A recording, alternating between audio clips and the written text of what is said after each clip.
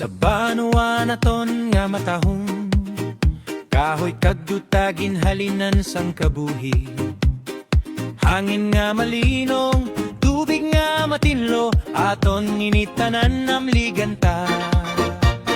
Kamot sa kamot magtililipon kita, halin sa barangay padulong sa Banua. Sa pagtanom kahoy may paglaong nga dala, paglimpyo sang dalan palibot kag suba.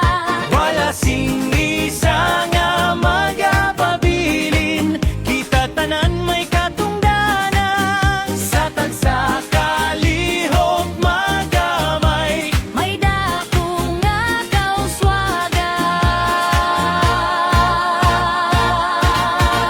ibabaka isang bayan para sa kalikasan. Paghugpong sang pumuluyo, halin barangay Pagtato probinsya, surong San Enrique.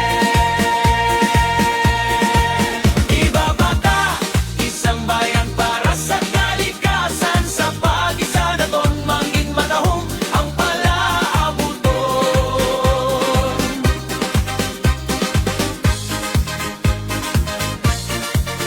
Sa kabataan ginatudlo naton, gugma sa kalibutan nga ginbilinan.